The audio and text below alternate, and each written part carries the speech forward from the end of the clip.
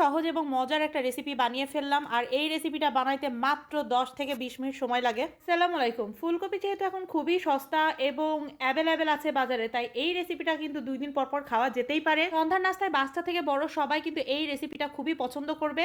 প্রথমে আমি ফুলকপিগুলো ছোট ছোট করে কেটে নিয়েছি, তারপরে এটা লবণ দিয়ে হালকা ভাপ দিয়ে নিয়েছি। এটা খুব বেশি কিন্তু সেদ্ধ করা যাবে না, তাহলে কিন্তু খুলে খুলে যাবে। ফুলকপিগুলো আমার ভাপিয়ে নেওয়া হয়ে গেছে। এখন আমি এগুলো পানির ভিতর থেকে উঠিয়ে নিলাম। এবার পানি ঝরিয়ে একটা বোলের মধ্যে নিয়ে নিয়েছি, আর দিয়ে দিলাম আদা বাটা 1 টেবিল চামচ, রসুন বাটা 1 টেবিল চামচ, মরিচের গুঁড়া 1 টেবিল চামচ, আর দিয়ে দিয়েছি গরম মশলা, ভিডিওটা স্কিপ হয়ে গেছে, আর দিয়ে দিয়েছি চাট মশলা 1 টেবিল চামচ, সামান্য পরিমাণ লবণ আর জিরা গুঁড়া।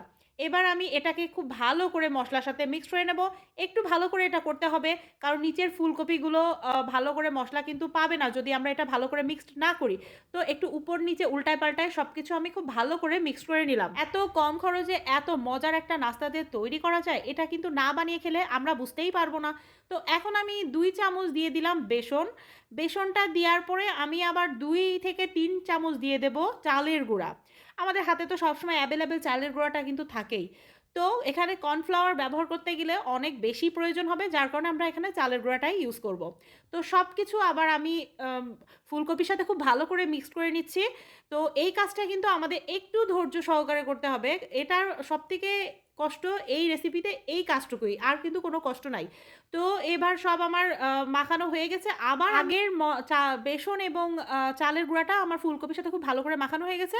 তাই আমি আবার 1 চামচ চালের গুঁড়া নিয়ে সব কিছুর সাথে খুব ভালো করে মাখিয়ে নিলাম।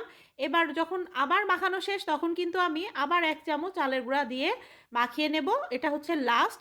কারণ এইটা না করলে কিন্তু ক্রিসপি হবে না, একদমই ক্রিসপি হবে না। একটু ধৈর্য সহকারে যদি আমরা এটা করি, তাহলে কিন্তু এটা খেতে ভীষণ মজা হবে। এবার গরম তেলের মধ্যে আমি সব ফুলকপিগুলো ছেড়ে দিচ্ছি, আর চুলার হিটটা খুবই হাইতে দিয়ে আমি এটা আজকে ভেজে নেব। আর লোতে দিলে কিন্তু এটা মুচমুচে হবে না, এটা হাইতে দিয়েই করতে হবে। অবশ্যই এটা মাখানোর সময় লবণটা খুব সাবধানে দিবেন, কারণ প্রথমে সেদ্ধ করার সময় কিন্তু আমরা লবণ দিয়ে এটা সেদ্ধ করব। তো যার কারণে মাখানোর সময় লবণটা আমরা খুবই হিসাব করে দিব। তো প্রথম এক পাশ আমার হয়ে গেছে, এবার আমি সবগুলোকে উল্টিয়ে দিচ্ছি। চুলার হিটটা কিন্তু আমার হাইতেই আছে, আমি কিন্তু এটা কোনোভাবেই কমাবো না।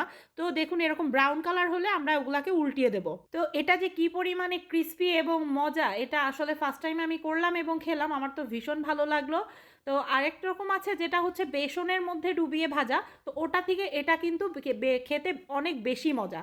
তো তেলটা একটু পরিমাণটা বেশি করে দিতে হবে, কারণ না হলে ভালো করে ফ্রাই হবে না। তো আমার হয়ে গেছে, এখন আমি আবার একটু উল্টে পাল্টে চেক করে নিচ্ছি যে ওই পাশটা আমার ভালো করে কালার এসেছে কি না। তো এখন দেখছি আমার হয়ে গেছে সব কিছু ভাজা। এবার আমি উঠিয়ে নিলাম, ভালো করে তেল ঝরিয়ে নিলাম, আর একটা টিস্যুর উপরে আমি সমস্ত কিছু তুলে রাখলাম। এই যে এরকম আমার লাস্ট ফিনিশিং হয়েছে, অসম্ভব মজা এবং কালারটাও কিন্তু খুবই সুন্দর এসেছে। আর টমেটো সস দিয়ে এটা খেতে হবে, এটা ভীষণ মজার একটা নাস্তা। বাচ্চা বড় সবাই কিন্তু এটা খাবে, আর যেসব বাচ্চারা সবজি খেতে একদম পছন্দ করে না, তাদের কিন্তু এই সিস্টেমে সবজিটা খাওয়ানো যাবে। তো দেখুন কি একটা সুন্দর একটা কালার এসছে, আর এত মজা, এত ক্রিস্পি, প্রত্যেকটা কিন্তু অনেক ক্রিস্পি হয়েছে। তো এই যে আমি একটা খেয়ে দেখিয়ে দিলাম, অনেক মজা। ভাই এই সস্তা ফুলকপি দিয়ে এই মজার নাস্তাটা অবশ্যই বানিয়ে খাবেন। আজকের মতো চলে গেলাম আমি, আল্লাহ হাফেজ।